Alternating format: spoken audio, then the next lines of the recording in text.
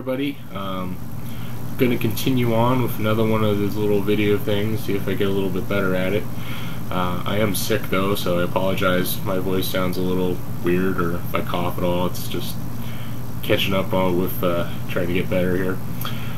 Basically going to continue with The Day That Never Comes. This is the main verse riff in the song. It's the clean melodic part that goes along with the verses, and basically it's made up of 4 chords that are pretty easy, very real standard chords, but there are a couple of different ways you can finger 2 of them to make it a little bit easier for playing the melody.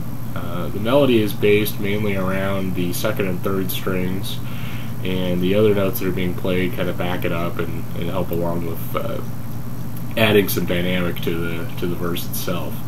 So what the chords are is you start with an A minor chord, and that moves to a G. Then we have E minor, and then a C chord.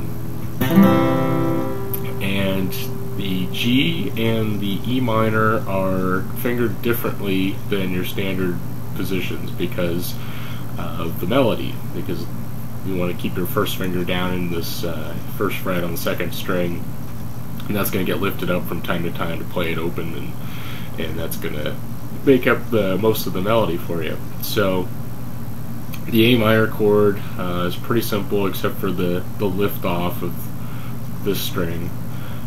First, there was 2nd string with your first finger.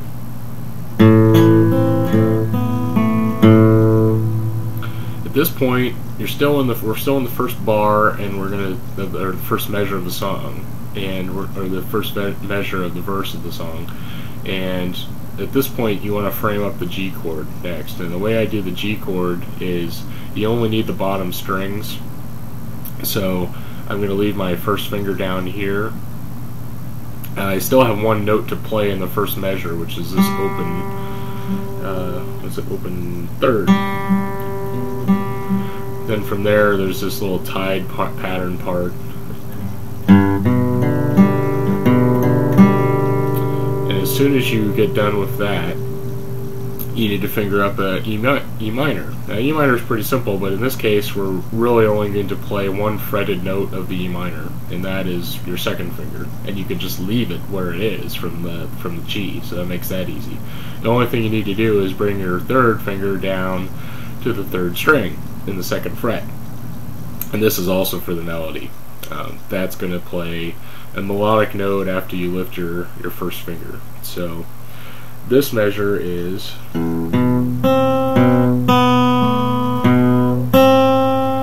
at this point, on the last note of this measure, it's the first fret at 2nd string. At that, as soon as you hit that, you want to frame up your C chord. And then the last note of the last measure of the verse is going to be part of your A minor chord. So you got the trick here though is you're basically going to move this C and then down to here.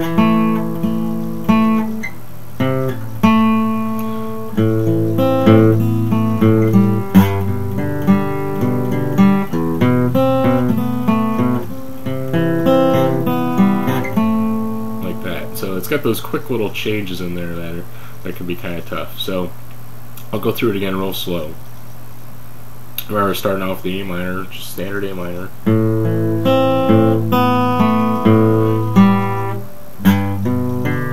Into the G. And then we get the little kind of funky E minor.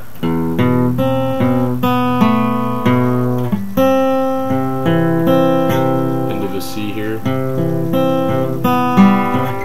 then quick into the A minor. The last note of that last measure.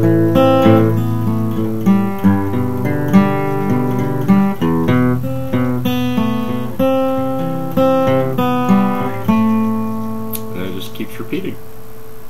So once more, A minor we start with,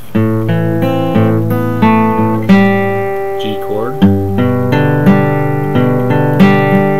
then funky E minor, C chord, then A minor.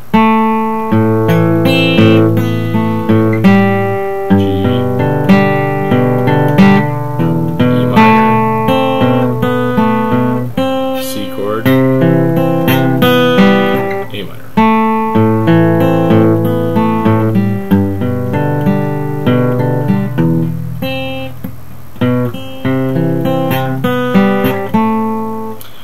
The other way, I just play it all with down picks. It's very easy for me to keep the rhythm.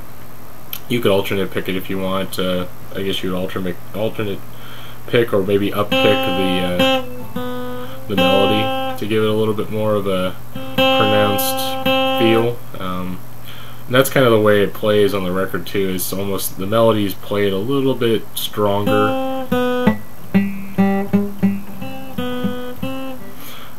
So compared to the rest of the notes, they're kind of a little bit softer. So you can play around with that, and there's a lot of room for interpretation of how you want to play it.